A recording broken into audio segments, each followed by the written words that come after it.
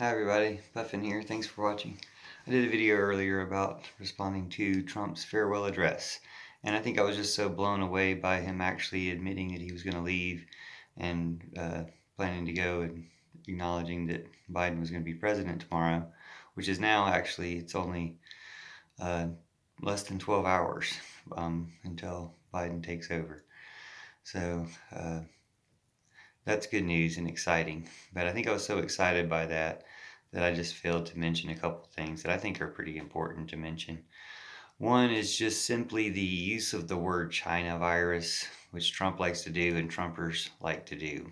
And I just want to point out for the record that that's just basically saying you're racist. Like, there's no reason to use that word. There's plenty, I mean, that term, there's plenty of other terms people use where people use the word coronavirus or COVID-19 or COVID or, the virus or whatever. There's multiple words that everyone accepts and uses. So to insist on saying China virus is just basically racist. And, trying to throw it out there, hey, let everybody know, hey, I'm racist. I have this point of view if you say China virus. So the thing is, it's even worse than that because you can say, oh, well, I'm just calling it that. And I saw somebody say this in a comment today. I'm just calling it that because it came from China.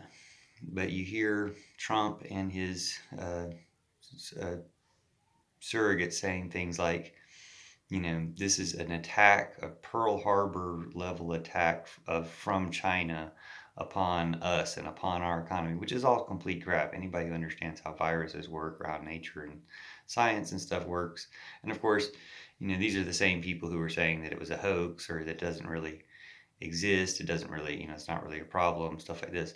And are also calling it, worse than Pearl Harbor or equal to Pearl Harbor. What is actually worse than Pearl Harbor was worse of an attack on the American people is Trump's response to it. No matter where the virus came from, because it came from nature, basically, and it doesn't matter where it originated. They don't call the Ebola virus the Africa virus or anything like that. So it's like, this is just a form of racism that comes out, and Trump had to throw that in even to his farewell address, which was, attempting not to be that racist, for even trying to sound like he wasn't racist in other parts. One of those was, the other parts that he mentioned was unemployment and saying that unemployment was low. And it's like, well, if you've deported a bunch of people and, rounded up a bunch of people, then maybe you have somehow created jobs or, allowed other people to get to work or have more work. But probably more than that, what figures into a low unemployment ratings if you've, invalidated people for unemployment and kicked them off of eligibility for unemployment. And that makes the total number lower than it used to be, although it's actually more people in need of help and more people who can't get help, in addition to people you've deported and other things like that. So really, it's very less helpful. Their touted successes are less helpful. So the last thing I wanted to mention that I failed to mention in my first video responding to Trump's farewell address was this thing he started saying about democracy, how they've restored democracy. And of course, he's one of the most anti-democratic leaders we've ever had.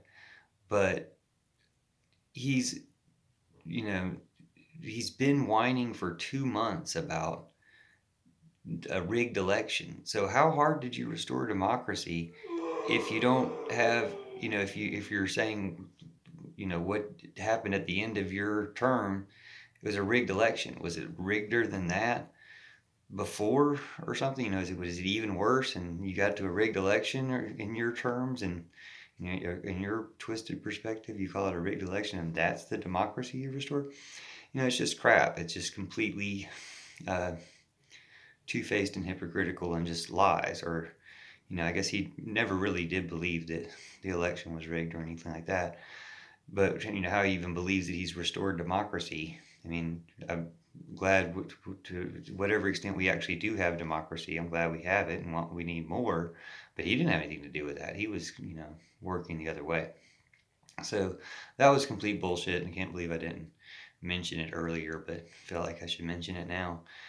And also just excited that the hours are going by. Still no major news. No news is good news. And hoping it stays that way for just 11 and a half more hours till Biden takes over and we have a real American president. So thanks everybody, and go America, go Joe. Y'all have a good day.